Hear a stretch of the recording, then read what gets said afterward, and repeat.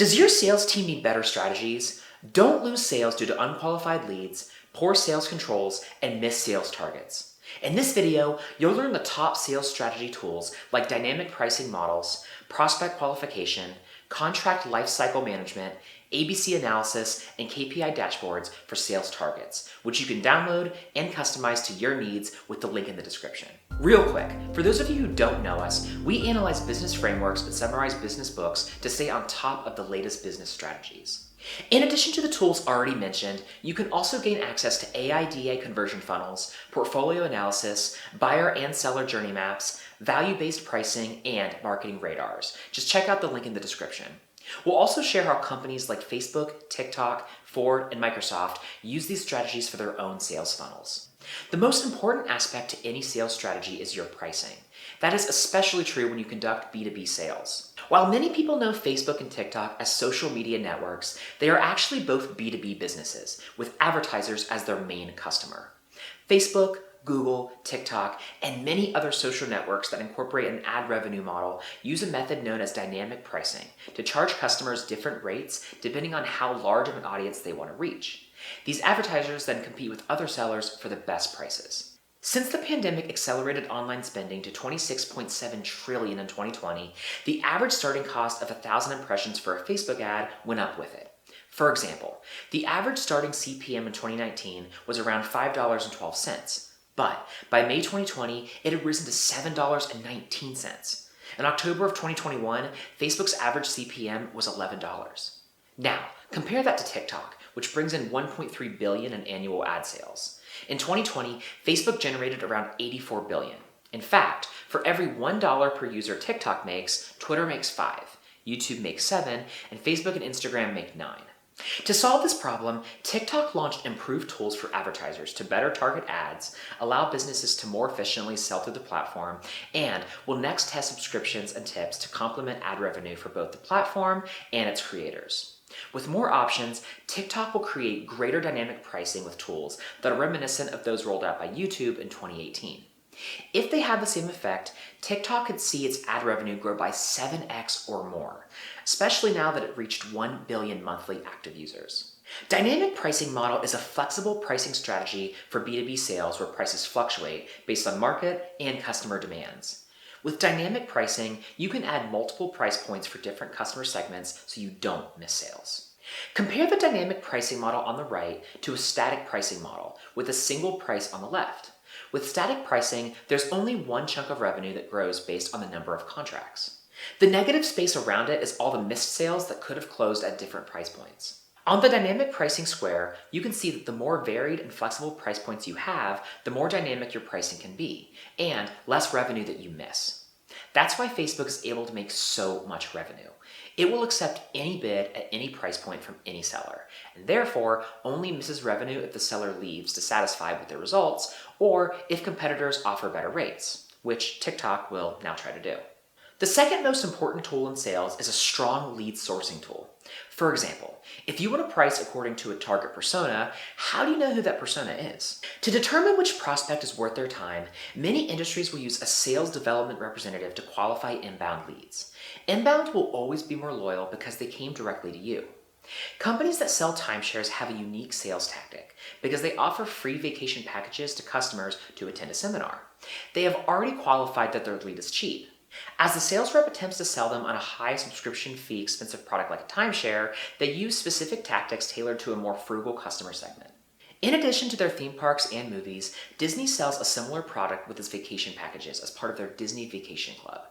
Membership to this club can cost around $20,000, with a contract that has a variable end date.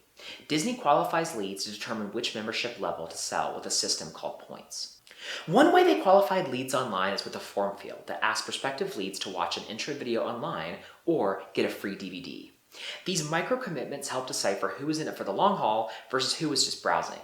In addition to bouncing bad leads, it can also turn good leads into a sale, as the more a customer invests in something, the more they want it and won't settle for other options. Disney will then try to get their vacation club members to attend a seminar or schedule a phone call to be sold over the phone. And they use long contracts paid out over several years to lock customers into their program at price points as low as $70 a month with financing and down payments like they are buying a mortgage. In the same way a bank uses credit scores to qualify leads, Disney considers a customer's credit in their lead qualification process as well. Who knew vacations were that serious? For your own lead sourcing needs, use a prospect qualification tool.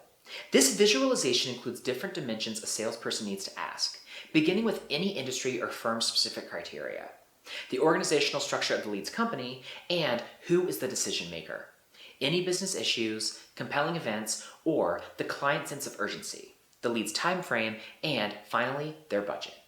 Leads can then be scored and judged as they are qualified by the marketing team, handed over to the sales team, and qualified as ready to interact with the rep. This MQL to SAL to SQL is a journey. Sharing this slide can help keep all departments and reps unified with the right information. Without this unity, the bulk of leads you generate actually get lost in the shuffle. So, let's say you've qualified leads and even made a sale. How do you keep track of all your outgoing contracts from beginning to end? Contract Lifecycle Management, or CLM, is a tool that breaks down the lifecycle of a contract through its 10 stages, beginning with the contract request all the way through contract renewals. Contracts are at the center of Microsoft's core business, as every year the company has to negotiate over 1 million service agreements with major clients for its computers and 365 suite of products. Microsoft used a third-party service for their CLM needs, where over 100,000 contracts are created each year, with over 400 unique attributes per contract, and over 20,000 outside views per month. However, the company found it didn't have a unified method of digitizing these contracts. It had no insight over their contract management data, and every time it switched its contract management solution, it opened up new risks and its users had to adapt to new interfaces and complexities. So, Microsoft incorporated the API-based Icertis contract management system onto its Azure cloud platform to create an intelligent, automated CLM system that can mitigate between contract management platforms. Because the majority of lawyers spend 90% of their time in Word, PowerPoint, and Outlook, the Microsoft CLM made perfect sense. As you conduct your own contract lifecycle management, you can also use this workflow visualization to keep track of where you are in your CLM process and take notes accordingly. Now, not all sales are created equal, and your sales team will have different customer segments and products to manage. To make it easier for them, consider an ABC analysis. Ford's F-Series truck has been the best-selling vehicle in the US for 43 years in a row. Boston Consulting Group found that in 2019, the F-Series made $42 billion in revenue, and if Ford spun this company off on its own, it would be one of the largest in the country by sheer revenue. However, despite having thousands of otherwise totally complete trucks at its factories ready to be sold, the current microchip shortage led to Ford to only be able to sell 158,235 F-Series trucks during Q2.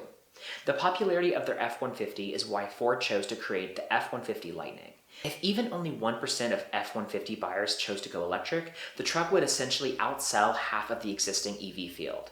So far, the company already has over 100,000 reservations, and the hype most recently propelled the company to spend $11.4 billion on 3 new battery factories and a truck plant. So, how is Ford able to make such a bold bet? An ABC analysis can help sales teams determine overhead investments to specific products and customer segments that drive the most valuable sales. The y-axis represents the percentage of cumulative value that a customer type brings in, while the x-axis represents the proportion of customers in that segment. Segment A is your most valuable products or customers. They contribute heavily to overall profit without taking up much resources. In Ford's case, this would be the F-150 Lightning pre-orders, the early adopters ready and waiting to buy the EV at a premium price point. Segment B is the middle-of-the-road products or customers. With some push, they can be developed into Segment A. In this instance, this could be current gas-powered F-Series drivers who want to buy a truck this year but have held back due to limited ability or price. Segment C are the smallest transactions that are necessary but don't contribute much value. This is where most products or customers live, and as a sales lead, you should aim to automate their sales as much as possible to reduce overhead. Automotive companies like Ford plan to do this with upcoming subscription services for software updates for connected cars or current dealership maintenance required at every X amount of miles. So you know your customer types, you've got your contract lifestyle on lock. Now, how do you ensure you reach your sales targets? To track your converted leads, you can use our KPI dashboard for sales targets. On the left, track your lead conversion ratio across the sales funnel. In the middle, use a bar graph to follow your total converted leads over the last 30 days. And use a pie chart visualization to track your opportunity to win ratio. On the right, visualize the performance from various sales reps and their various conversion ratios. All of these tools link to a spreadsheet where you can import your data. If you need a tool to track your B2C sales team, you can use this slide to compare your previous sales progress, your sales performance against quotas, and even track inventory. You can also monitor weekly sales and where your customers are buying products from across various regions. For more sales strategies and tools, check out the link in the description. You'll gain more tools like AIDA conversion funnels, portfolio analysis, buy and seller journey maps, value-based pricing, and marketing radar. Thank you so much for watching. And if you like this video, you can gain more business frameworks and book summaries from our library. Just check out the link in the description for more.